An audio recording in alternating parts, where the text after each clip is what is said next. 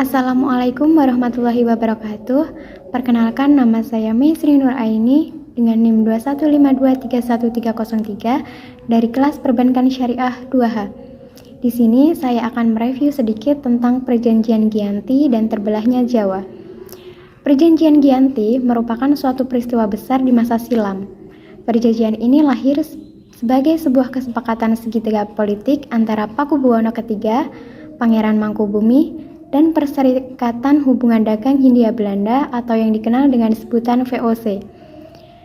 Perjanjian Giyanti terjadi pada tanggal 13 Februari tahun 1755. Nama Giyanti sendiri diambil dari lokasi penandatanganan perjanjian, yakni di Desa Janti. Secara tertulis terbaca sebagai Giyanti. Tempat tersebut sekarang dikenal dengan Dukuh Kerten, Janti Harjo, Karanganyar, Jawa Tengah. Di masa silam, perjanjian Giyanti ini dibuat dalam rangka meredam api konflik yang telah terjadi berlarut-larut. Pasca perpindahan Keraton Kartasura ke Surakarta, api dari peristiwa Geger Pecinan ternyata belum mati tepat di sumbunya.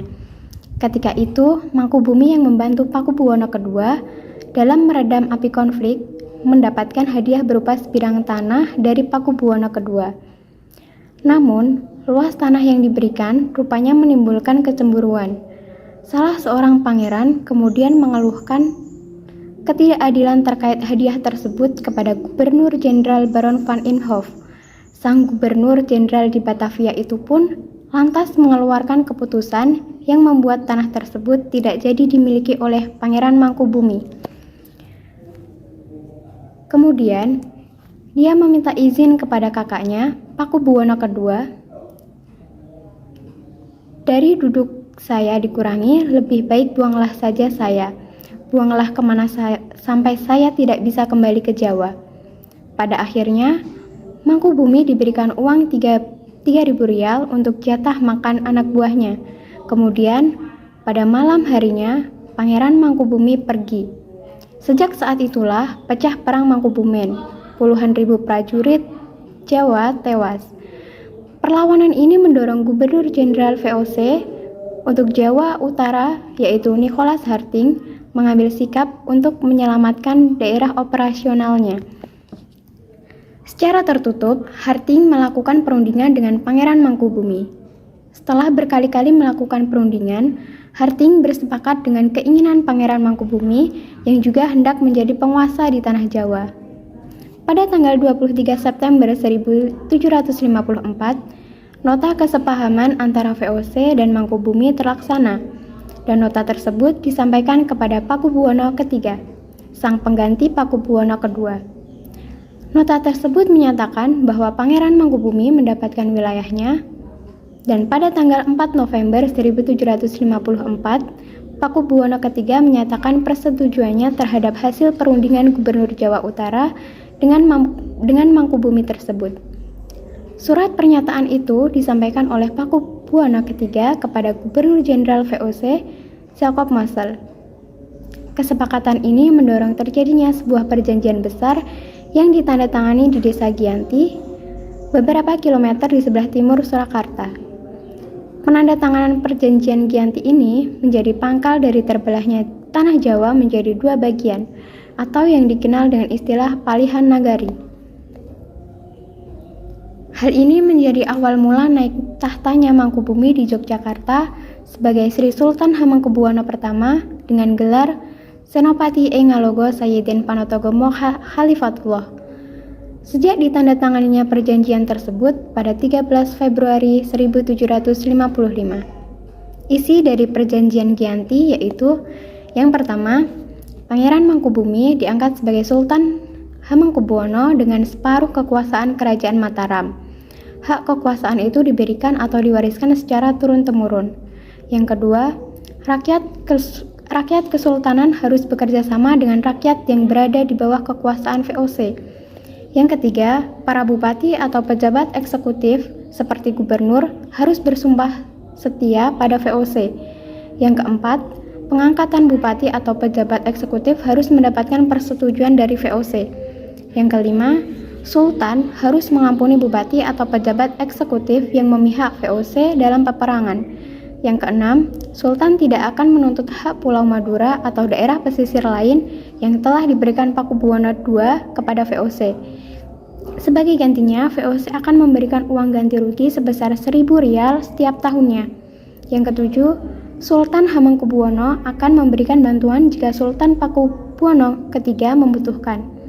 Yang kedelapan, Sultan akan menjual bahan makanan dengan harga yang ditentukan oleh VOC.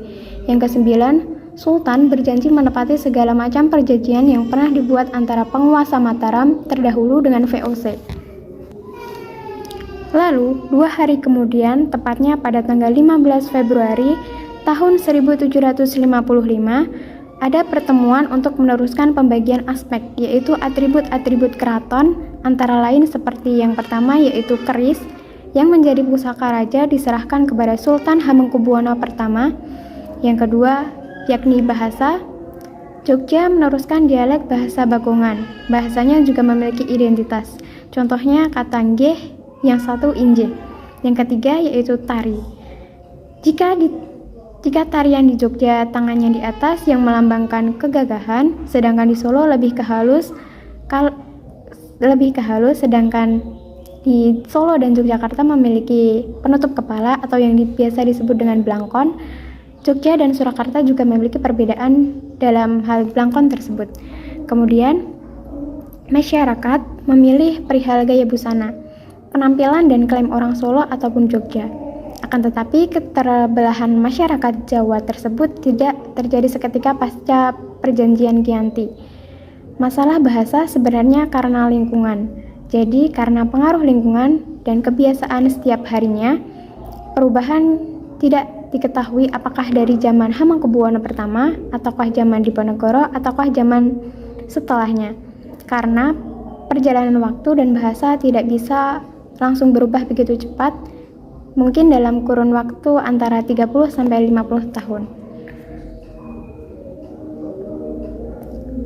Kemudian proses pembagian wilayah dan juga aspek-aspek lain seperti bahasa mengalami proses panjang yang berjalan seiring berjalannya dengan waktu.